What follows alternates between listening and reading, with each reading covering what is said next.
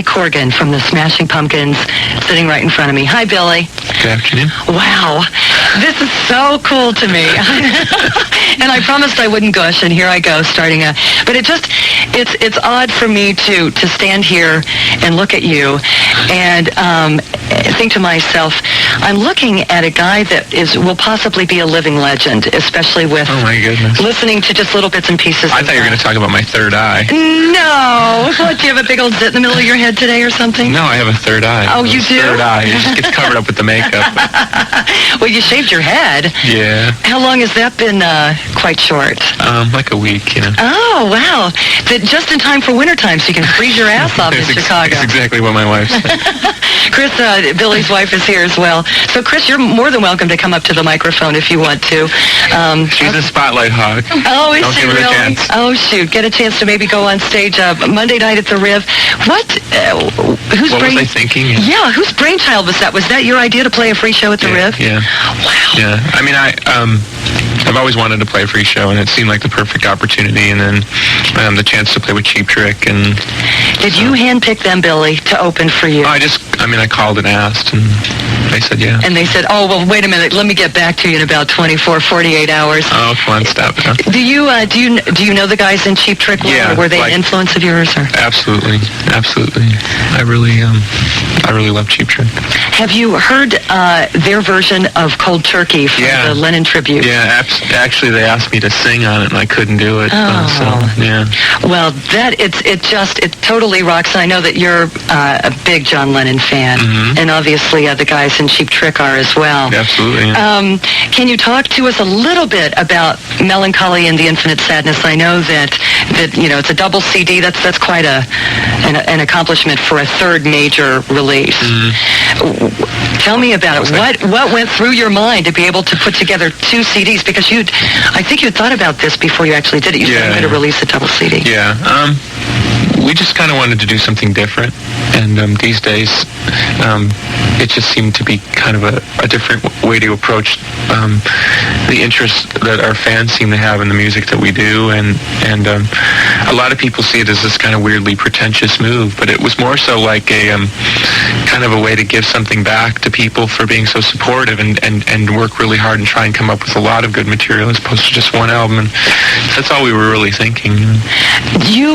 I had read, and of course I could be totally wrong on this, but I read where you think that this could be the wall for this generation. Is that true, or did you not say that? Well, I think that was kind of what I tried to psych myself up for, because I thought I needed to shoot for something kind of big and grandiose, but in the end I realized it wasn't really where my heart was at, because the album didn't really end up being like conceptual at all. It ended up just being kind of just more, it's probably more like a White Album kind of album with just a lot of songs and a lot of different kind of songs. Well, there are two parts to it. Now, one is called, the second disc is Twilight to Starlight, and the first disc is Dawn to Dusk. Let's go ahead and stop teasing everybody, and let's play a song from... We get to play songs today. Yes, we do. From Mellon Collie and the Infinite Sadness. And you chose this, Billy. What song is this? This is Jelly Belly. Okay. You want to talk about it, or...? Actually, it was a song that was probably started before Siamese Dream, and it was one of those things like you have the original part, and then you keep changing and changing, so that this version has none of the original parts. It just kept mutating over 3 years. Is it the same lyrics at all, or just a completely different It's like, song? if you can imagine, it's like if you had a band and then like members kept leaving and new guys, so it got to the point where there were no original members. It's like the song has no original parts. Here we go. Jelly Belly with Billy Corgan in the studio from the Smashing Pumpkins. This is from Mellon Collie and the Infinite Sadness on Rock 103.5. The 3.5. A couple from the Smashing Pumpkins, Mellon Collie and the Infinite Sadness, Jelly Belly, and of course the first single, Bullet with Butterfly Wings. Billy Corgan from the Pumpkins in the studio here in the hood. I'm Joe Robinson. Billy, what a metaphor. Bullet with butterfly wings. Where'd you come up with that one? Well, there's Freud had this concept that each one of us has a psychic bullet that if it can be removed will be psychically healed. So that's you what can make the leap of analogy there. Wow. Whoa. You're Whoa. so deep, That is man. so deep. That is like totally cool. Mellon Collie and the Infinite Sadness, a double disc that will be in the record stores this coming Tuesday on Virgin Records. How many songs are on this CD? 28. 28? Mm-hmm. And do you have other ones in the can? Yeah. There's probably another, maybe even as many as 15 to 20 other songs. They're not all done yet, but... Did you write all of them, or did the other folks in the band help you out, Billy? I wrote most of them, but there's other songs. James writes a lot of songs too, so there'll be a lot of... We're going to try and do, on the second single we're going to try and do 5 B-sides on each single, so kind of like little EPs. Yes. As if anybody wanted any more music, but... Well, I'm it's there, so we'll just put it out. That's so incredible that you've got all of this music and it's going around in your head. How do you separate? I mean, if you wrote 28 songs for this double CD, you've got another 20, that you're ready to record or but whatever. They're really all the same. No, they're not. If you listen to them, it's just like they're on different speeds. It's all the same song. I was mentioning to you that, and just being able to listen to this, just a couple of seconds of each song, because we just got it in the studio. Some of the songs are so urgent, Billy, and then some... Because I'm afraid I'm going to die. Don't kind of say that. And then some, like Cupid de Luck, are just beautiful with strings, and what goes on inside your mind? Please help us. Well, when we started the band, the whole idea was to just try and be everything we liked about other bands. We didn't think that things like the difference between The Cure and Led Zeppelin were mutually exclusive. You could do the things that you liked about The Cure, and you could do the things that you liked about Led Zeppelin. So in our minds, we could be just as heavy and just as mellow as anybody. And so over time, it's just developed into this really specific sense about how to be. And you lose the kind of ego thing about, well, we're a heavy band, so we can't do this, or we're a mellow band, we can't do this. It doesn't really matter in the end. So you're drawing your own lines, your own conclusions. And you just go wherever you want to go. Sometimes you fall completely on your face, and it's terrible, but you may go into a territory you wouldn't have thought you could go into. I mean, we've pretty much avoided reggae and salsa music, but beyond that, we've covered it all. Well, it sounds like you will be covering that on a new CD. Billy Corgan of the Smashing Pumpkins. We'll be right back talking about some of his earlier influences and playing snippets of those bands. Go here in the hood, Billy Corgan from the Smashing Pumpkins, or should I call you Bagel Breath? He's sitting there munching on a big old bagel. Don't embarrass me now. That's okay. You're more than welcome to talk with your mouth full. We were taking a couple of phone calls, and what were your fans wanting to know? You were chatting with a couple of people. It was just all the tickets. Where can they? We'll keep you posted on where you can get tickets. You can win them here, and there are a bunch of record stores all over the city that you can register to win tickets. Also, Billy, do you want to read a couple of them? Oh my goodness! I know. A bunch of them. No tickets will go on sale. To win tickets, listen to The Rock. Or register win tickets at the following locations. Tower, Tower, Tower, Tower, all the towers. Rolling Stone Records, Rock Records, Crows, Ajax, Blackout, Evil Clown, Inside Track, Reckless, The Quaker Goes F, and Wax Tracks. Or join Irma at Iggy's Friday the 20th from 9 to 11 p.m. for a Pumpkins listening party where you can also win tickets. Or join Joe Robinson. That would be me. And Lou Brutus. Yes. At the Tower Records on Clark and the Tower Records on Wabash from noon to 3 p.m. Saturday, October 21st to win tickets and other cool stuff every half hour. Remember, The Rock will broadcast the show live from the Rib Monday, October 23rd. Well, thank you so much. You did a beautiful job. You could take this job if you wanted to, but I don't think you really do you? I like to make the music. Well, I can't sing or play for crap, so it's a good thing that I. But you don't know. You maybe have some untapped dulcimer talent or something. Well, perhaps or harp or something like that. When did you pick up your first guitar? 15. What made you do it? Was there? I believe it was my friend with his Michael Schenker guitar. That was the shining lightning bolt Really? moment, yeah. Was it black? He had the one, the V with the black on one side and the white on the other. That's great. And he was in his basement. He didn't know how to play. He was just going blang. I was like, wow, that's it. It just, And so you grabbed that's it away when I from knew. him. Yeah. Self-taught? Yeah. Yeah. My father's a musician, so he helped me a bit. But, mostly I just, it's so funny. I was talking to somebody about this the other day, and they said, because the way I play guitar is pretty, distinctive, and this friend of mine was saying, when did you start playing like that? And I said, the funny thing is I started playing like that right away. It was just the way I played. It was just a natural way. But now, Darcy, is she classically trained? Darcy did take a lot of training in, singing in the shower. And okay. And Jimmy, No, she took formal choir training and violin training, and Jimmy went to I think some IU university for drumming and general misanthropy. And James, he was a graphic arts designer at Loyola. Tell us how you guys got all together as the Smashing Pumpkins, because you weren't friends, right? It started basically with I want to do this band, and then I met everybody individually and said, well, do you want to try? And that's how it started. And you, actually, Jeff, my assistant over here was like, Joe, remember to ask Billy about them advertising in the Reader for a keyboard player. Yeah. Did you find one? No. Okay, so there will not be keyboards on the stage on Monday night. When you hear the new record, there's a lot of piano and a lot of just little keyboard things that I played that are kind of intrinsic to the songs, and so we're thinking about it, but we got a lot of tapes, but most of them are pretty terrible. Okay. The line is, can you play better than me? And I can't play, and so people were really excited about the fact that they even had the opportunity to do that. So hopefully nobody's out there we're still probably going to hold some tryouts, but because they would call here and go, okay, what do I do? How can I join the Smashing Pumpkins? And it's like, don't slit your wrists, anybody. I don't think anybody would want to actually join the Smashing Pumpkins. You just kind of play with us, but you wouldn't want to be in the band. Well, let's go back to some of the, you brought let's look here, Judas Priest and Jane's Addiction, Cheap Trick. Mm-hmm. I see a bunch of music that you brought, Black Sabbath, Pantera. So, and I said, we're getting the lead out. Yes, we are. I love that. Yeah. Let's rock. Yeah. And Urge Overkill. But I said, Billy, what do you want to play? And immediately you pulled out Metallica from Master of Puppets. So obviously this has got to be something. Well, this is the stuff, isn't it? Well, it's the poop, as they would say. So let's do it.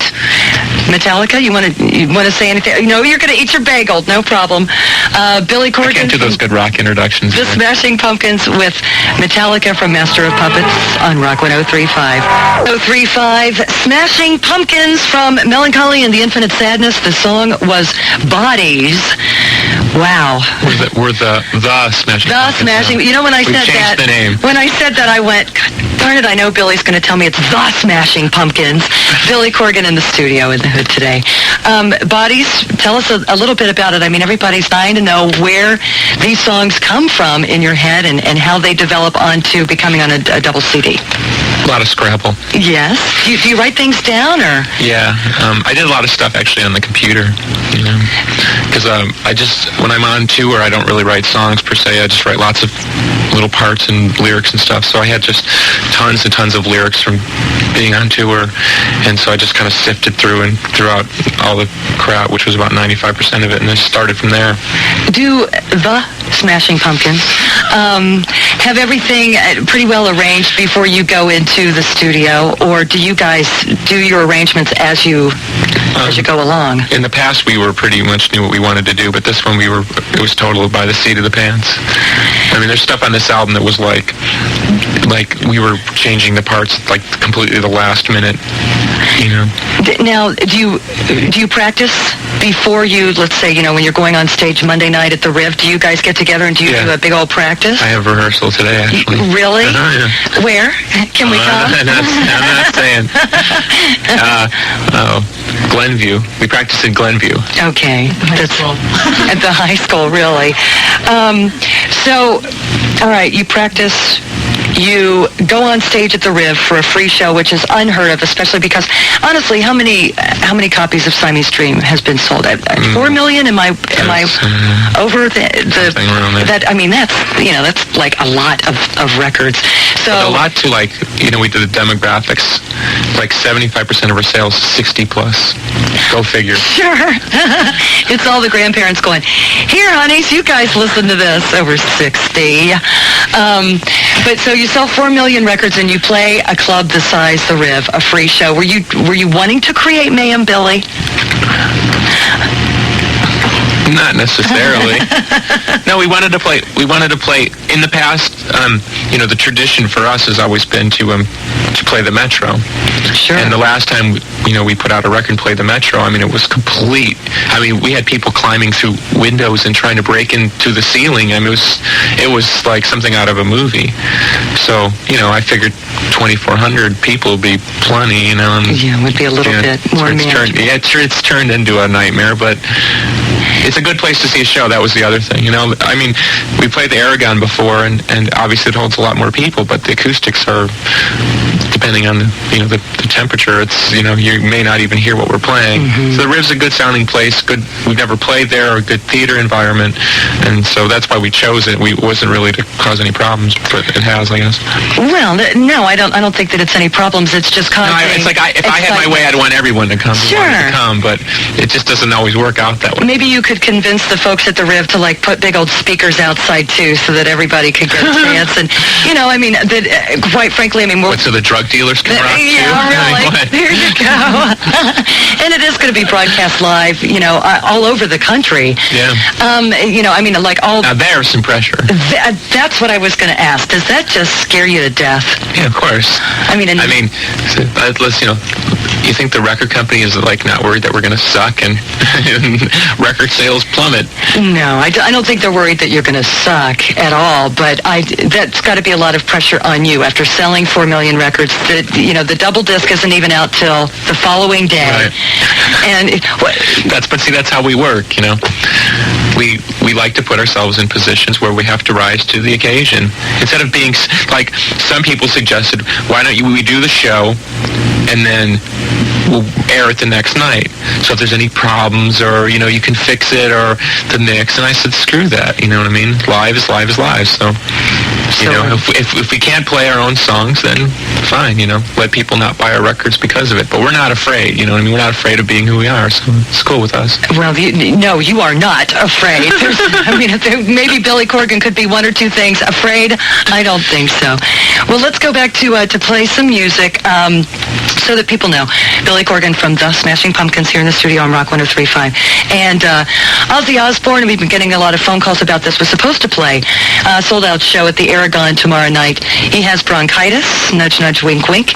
And so that show has been postponed to Friday, November 3rd. But Ozzy and Black Sabbath a big influence on you? Absolutely. At one time or still today? Let's face it, Chicagoland, Black Sabbath rules. Very cool. Well, this is from Sabbath, Bloody Sabbath, for Billy and everyone in Chicagoland on Rock 103.5. To no one. Billy Corgan is in the studio with us. It's about time you played some metal. You really? Where was that fax? I just love that. From Anderson Auto Body, yeah. It's about time. There we go. We played some metal. And a couple of questions. But you spelled metal wrong. Mettle. Oh, he did not. You're so awful. Billy, this is from JT Downtown, and he said, any added pressure debuting new material in front of a hometown crowd? No. As far as Monday night, okay. No. In fact, it's kind of the other way around, You feel more comfortable because you're not going to get a hard knock so much. Yes, you would think so. And then a mixture of old and new songs Monday night? Yes, we'll be playing all the old hits. And you'll remember them well. Can JT have tickets? No. Okay. But thanks, JT, for writing. So we'll be back with more with Billy Corgan and songs from Mellon Collie in the Infinite Sadness, and we'll talk about the artwork on this, too. It's brilliant. Okay, here is the ticket information on the free Smashing Pumpkins show.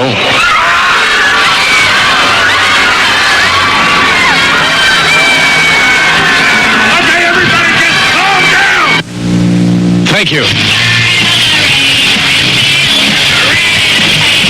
Rock 103.5 presents the Smashing Pumpkins Monday, October 23rd at the Riviera. You cannot buy tickets. Listen to The Rock all this week to win tickets. Or register to win tickets at any of these record stores. Any Tower record, Rolling Stone in Norwich, Lock Record, Crow's Nest, Ajax, Blackout, Evil Clown, Inside Track, Reckless Record, The Quaker Goes Deaf, or Wax Track. This Saturday, join Rock 103.5 at Tower Records on Clark and Tower Records on Wabash from noon to 3 p.m. We'll give away Smashing Pumpkins tickets and other stuff every half hour. It's the Smashing Pumpkins from Rock 103.5. 103.5 with Billy Corgan from the Smashing Pumpkins in the studio. Jeannie Warsaw from Virgin Records yapping on the telephone trying to get the rest of her records played. It's disgusting, isn't it? And we're talking She has to about... earn a living. Yes, she does. And she works hard at it. We're talking about Mellon Collie and the Infinite Sadness, the new double CD that the Smashing Pumpkins will be putting out on Tuesday. It's okay, you can call us Smashing Pumpkins. I know, I'm just ragging on you. And, the artwork is brilliant. Did you have anything to do with this? Describe it, Billy, would you please? It's kind of Victorian era. Jeannie, hang up the freaking telephone now. Either that or tell him you're calling him back. Jeannie! It's kind of like Victorian illustrative art, which I'm not sure anybody knows what that is. What is it now? It's Victorian era illustrative art. Okay. It's I thought it would be easy because we have a lot of postcards and stuff from the 1900s at my house, and I thought it would be easy to find somebody who could just draw my weird ideas like this, and nobody in America does this. So I found one guy, a wonderful man in Wisconsin, who does do it. He's like the only guy in the United States who does it, and he helped me with it. But this is kind of cool. There's all this weird stuff in there. There really is. I mean, is she an angel on the front that's I don't know. Emerging from a star? Angel, devil, Yeah, well, she looks angelic. See, we're talking about something that no one's seen. I know, but we're trying to describe it for them. That's what I was trying to do. And her eyes are rolling in the... Yeah, actually I had a guy, he had carved Smashing Pumpkins in his arms, but the record company wasn't in it. Good. And then the back is like a setting moon or sun with the same very interesting artwork. It's very delicate. Yeah. That's what I'm saying. That's what I really liked about it, but it's impossible to find anybody who does this. Yeah. Well, let's play another song from Mellon Collie and the Infinite Sadness, since we've got you in the studio and we're never letting you leave. Billy Corgan. Until my hair grows back. Yeah, might be a little while. It looks like it's grown a tad. Perhaps did you totally shave it and now it's just grown, or did you just cut it like use what is it when the razors are at number 5 or something and it's a really close cut? You guys do it. You all talk about it all the time, or at least guys I know talk about shaving. Well, yeah, they talk about whether it's a 3 razor or a 5 and how close to the head it comes. Don't know. You don't have any idea? No. Okay. Well, I just wanted to look as much like a religious fanatic as I could. Well, I think you succeeded. But just your dimples show more that way. How's that? Gee. Here is No Why is the name of it. That's No Why. Yeah, it's No Why from the Dawn to Dusk, the first CD of the two, from Mellon Collie and the Infinite Sadness. Would you like to tell us about this one? I don't know what it's about. You did you write it? Yes, I did. And it just kind of came from you. Yeah. It doesn't really. Well, then why don't we have the folks at Rock 103.5, our listeners, listen to the lyrics, and maybe they can help us out as to what it's about. Here is No Why, the Smashing Pumpkins on Rock 103.5. 3.5, Jane's Addiction, Ocean Size from Nothing's Shocking. Here in the Hood with Billy Corgan from the Smashing Pumpkins, and the song, what was it? What did we play before the Jane's Addiction song? Here is No Why. Here is No Why. That's right. Gosh, I've had 28 songs on this thing. It's hard on the double CD, Mellon Collie and the Infinite. We can play them all. That's amazing. Can. Yes, we can. We've got the technology. You know it? Billy, did you tour with Jane's Addiction, or did you open for them? Or that was like our 4th show we opened for Jane's Addiction. The 4th show ever playing live? Yeah. Oh my! Where was this? At the Cabaret Metro. I did not know that. Yeah. We just came out and it was like 1,000 people and they were all waiting for Jane's Addiction. We came over like, hello. Nice to meet you. Talk about being scared to death. Yeah, totally. But then you've done Lollapalooza, and you guys have done a bunch of, big festivals. You've toured with Soundgarden, Nirvana, Alice in Chains. We never really toured with those bands. I mean, we played. You played with them? Everybody, but Do you know any of those guys? Yeah. Do you all get along? Is there like a big music community where you like email each other or anything like that? No, everybody's so busy that I think everybody has their own little circle of friends. But you see people and it's friendly and stuff like that. Who has impressed you most recently when do you go to concerts? I do go to some, yeah. Has there anybody that's been playing recently that you've gone, wow, I want to be... PJ Harvey, I thought was great. Just blew you away? Yeah. Beyond that, I mean, it's so much music now is so formalized that it's almost, I think it's insulting to the intelligence of the audience. And I get kind of offended, when people play like normal rock show kind of stuff. So I don't really go out that much. Plus I get, it's like, you can imagine. Pretty busy. Yeah, it gets awful busy, Yeah. And I like to just be part of the crowd. I like to just watch the show like anybody else. Are you recognized when you go out, especially to shows like that? Do people come up to Only when I wear my vampire fangs. Gosh. Billy Corgan from the Smashing Pumpkins is stopping by the hood today. We're playing a bunch of artists that have influenced you, and also songs from Mellon Collie in the Infinite Sadness, and we're going to play one from Twilight to Starlight. We've kind of neglected disc 2 a little bit. This isn't the hit disc. This is the more of the Good. Well, sad disc. Let's play something from it. You called this song Ruby. Do you want to say anything about it before we play it? Like you were saying, some people have been calling up and requesting songs because they've heard them or they heard us play them live before. This song was more of a late comer in the album. We knew we needed one more pumpkin-size epic, and so this is another one. Okay, and so added a long list of 6+ minute songs. So for your hardcore fans, this would be the first time that they would probably hear this song. Sure. Yeah. Okay, Mellon Collie and the Infinite Sadness double CD due out Tuesday, Through the Eyes of Ruby on Rock 103.5. Pumpkins from Mellon Collie and the Infinite Sadness. And Ruby, Don't Take Your Love to Town. Billy Corgan from the Pumpkins in the studio with us. I'm sorry. You're laughing at your own little joke there. In high school, they used to always call me Carol Burnett because I always laughed at my own jokes. We were taking phone calls, though, while we were playing the different songs. Thank you.